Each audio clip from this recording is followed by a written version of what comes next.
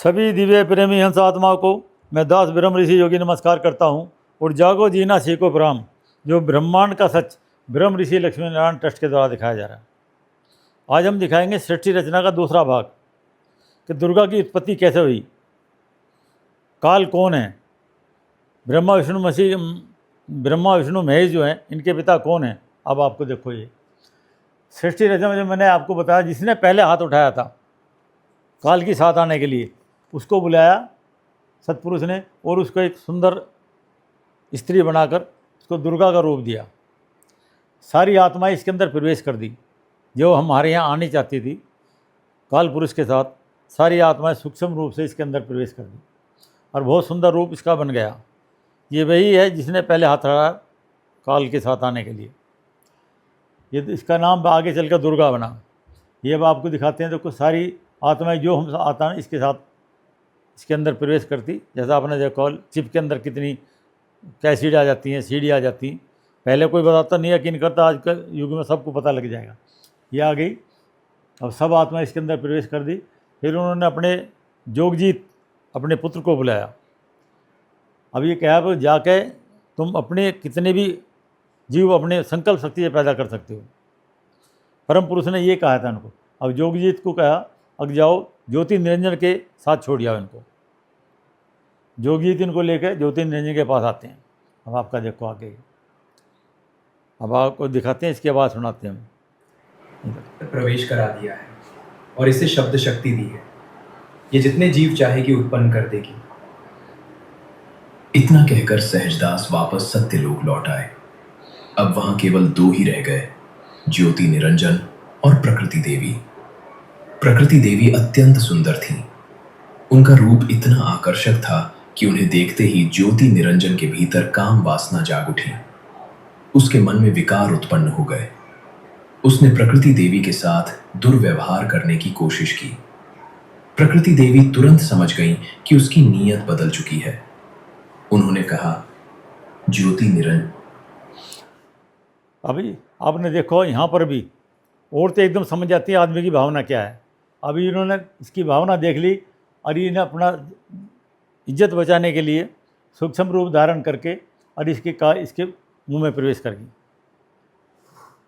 अब ये देखो, रूप छोड़ धारण करके इसके मुंह में अंदर प्रवेश कर जाती है और इसके गर्भ पेट में चली जाती है। फिर अंदर से पुकार करती है सतपुरुष को, कबीर साहब को, अगर मुझे इससे बचाओ। ज्योति निरंजन फिर भगवान के पास, सतपुरुष के पास बात जाती है। अब ये आते हैं उससे, देखो आगे की आपको सुनाते हैं। अब आपकी इनकी आवाज़ सुनाओ। फैल गया। फिर उन्होंने क्रोधित होकर कहा, ज्योति निरंजन, आज से तेरा नाम काल होगा। तू प्रतिदिन 1 लाख मानव शरीरधारी प्राणियों का आहार करेगा और 1.25 लाख उत्पन्न करेगा। फिर परमात्मा ने कहा, आज से तुझे सत्यलोक से निष्कासित किया जाता है। ये सुनते ही काल भयभीत हो गया और उसी समय परमात्मा ने प्रकृति देवी को उसके पेट से बाहर निकाल दिया। अब काल और दुर्गा दोनों को 21 ब्रह्मांड सहित सत्यलोक से बाहर भेज दिया गया। उन 21 ब्रह्मांडों का दिव्य विमान सत्यलोक से दूर जाने लगा, बहुत दूर, इतना दूर कि वे सत्यलोक से 16 शंख कोस की दूरी पर जाकर ठहर गए। वहीं से उन 21 ब्रह्मांडों की परिक्रमा शुरू हुई। क्षर पुरुष काल, ज्योति स्वरूपी निरंजन अपने भीतर उठते हुए प्रचंड क्रोध से चल रहा था। उसकी आंखों में अहंकार की अग्नि धधक रही थी। वो अपनी शक्ति पर मदमस्त हो। क्योंकि तुम्हारा जन्म पहले हुआ था, यह संबंध अत्यंत पापपूर्ण होगा। और अब जब मैं तुम्हारे गर्भ से जन्म ले चुकी हूँ तो मैं तुम्हारी पुत्री समान भी हूँ। कृपया इन पवित्र संबंधों को कलंकित मत करो। पूर्ण परमात्मा ने मुझे वाणी शक्ति प्रदान की है। मैं तुम्हारे आदेश से उतने ही जीव उत्पन्न करूंगी जितने तुम चाहोगे, लेकिन इस अधर्म का मार्ग मत अपनाओ। किंतु काल का हृदय कठोर हो चुका था। उसके भीतर का अहंकार उसे अंधा बना चुका था। वो क्रोध से गरज उठा, मुझे वो। अब ये देख लो, हमारे अंदर जो काम वासना, सब काम यहाँ जो है 21 लोक में सभी काम वासना से पैदा हो रहे। काम, क्रोध, मद, लोभ, अहंकार, ये 5 विकार हमारे अंदर हैं। और इसी के कारण हम ये सृष्टि रहते 21 लोक में जो हम बार बार मरते, जन्म लेते, जन्म मरण, जरा मरा का जो दुख है हमें यहाँ, सबसे ज़्यादा दुखी हम हैं। अब आप इनको देखो, ये सृष्टि रचना में आगे सुनाओ। एक ऐसा कार्य हुआ जिसने आगे चलकर संपूर्ण सृष्टि की दिशा बदल दी। काल ने जबरदस्ती प्रकृति देवी दुर्गा के साथ पति पत्नी का संबंध स्थापित किया। समय बीतने लगा। फिर दुर्गा ने 3 दिव्य पुत्रों को जन्म दिया। सबसे पहले उत्पन्न हुए ब्रह्मा।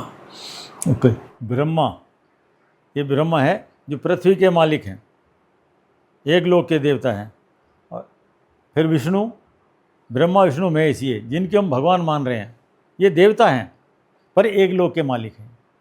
ये इनके 3 पुत्र हैं, जिसको सदाशिव की उम्र ज़्यादा है, और ये 3 पुत्र हैं। अब आपको दिखाते हैं, इनको अचेत कर देते हैं, अचेत रहते हैं, युवा होने तक इनको अचेत अवस्था में रखेंगे। अब बड़े होएंगे तो उसके बाद जब इनको प्रकट करेंगे, देखो अब ये अब बड़े हो गए, अब इनके विशाल कमल के फूल पर चेतना प्रदान की। विष्णु जी को अनंत शेषनाग की शैया पर जागृत किया और शिव जी को हिमाच्छादित कैलाश पर्वत पर प्रकट किया।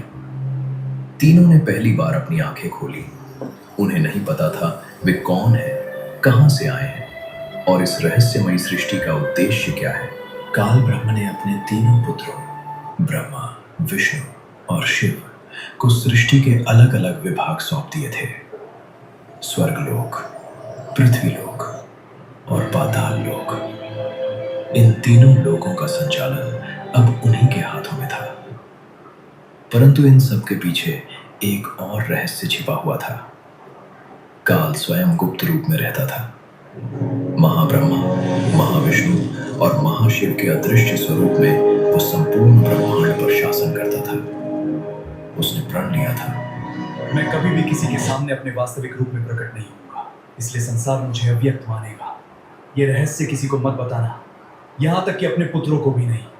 और तभी से ये रहस्य युगों तक छिपा रहा। अब आप देखो, इसको निराकार कह रहे हैं, जो ये ज्योति निरंजन है, ये छुपा रहता है, ना दुर्गा इसको बता सकती।